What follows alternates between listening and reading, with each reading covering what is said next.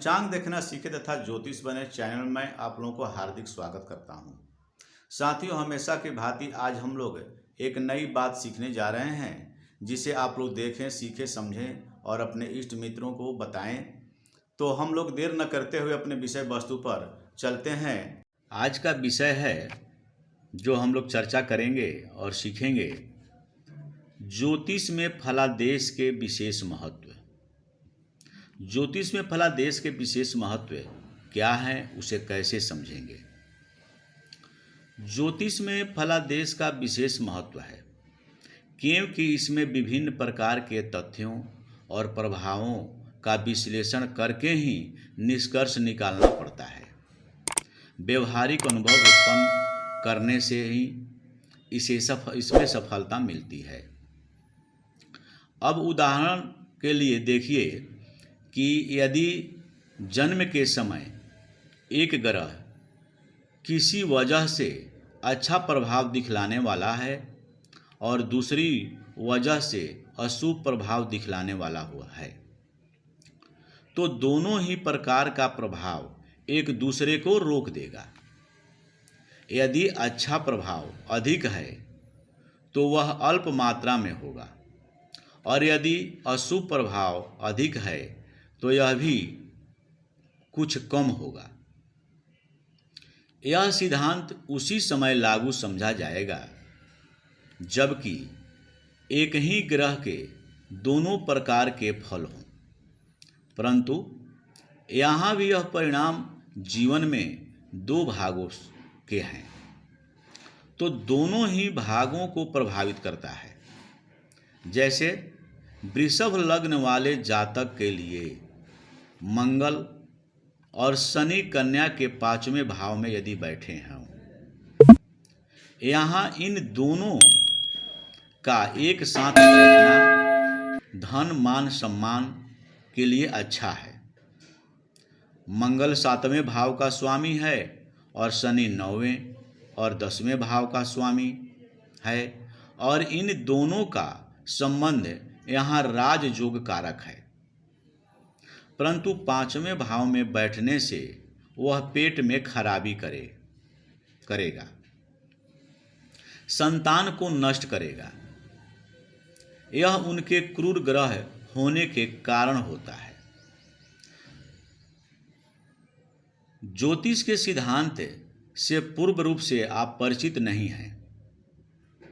उन्हें यह बात सुनने से विचित्र लगता है कि एक ही ग्रह किस प्रकार से दो तरह के प्रभाव दिखलाता है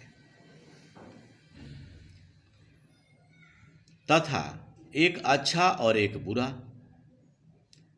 या तो अच्छा हो प्रभाव दिखाए या खराब ही दिखाए, परंतु ज्योतिष में ऐसा नहीं होता क्योंकि ग्रह स्वभाव से क्रूर हो परंतु अच्छे भावों का स्वामी हो, या नैसर्गिक शुभ हो, या किसी खराब भाव में या किसी नीच भाव में शत्रु राशि के साथ बैठा हो, तो उसका मिश्रित फल ही होगा। जैसे करेले को कितना भी साफ कर दिया जाए तो उसका करवाहट आप नहीं मिटा सकते हैं, उसका कुछ न कुछ अंश रह ही जाता है। और चंदन अपनी सुगंध कभी नहीं खोता। हाँ, उसकी तीव्रता जरूर कम हो जाती है। किसी भी ग्रह का फलादेश करते समय हमको इन सब बातों पर ध्यान रखना चाहिए। किस भाव या भाव का स्वामी है, किस राशि में बैठा है, किस भाव में बैठा है, किस ग्रहों के साथ बैठा है, किस ग्रहों से देखा जाता है, किन ग्रहों से संबंधित है, नैसर्गिक शुभ है या क्रूर। अब यह देखने के लिए जब दो ग्रह अलग अलग प्रकार के प्रभाव दिखलाते हैं, जैसे बृहस्पति धन को और शनि गरीबी को, ये दोनों प्रकार का प्रभाव क्या एक दूसरे को कम कर देंगे या मिटा देंगे? जी नहीं, ऐसा नहीं होता। जब बृहस्पति का प्रभाव रहेगा तो धन आएगा, और जब शनि का प्रभाव होगा तो धन कम हो जाएगा और गरीबी रहेगी। इस प्रकार हमें समझना चाहिए।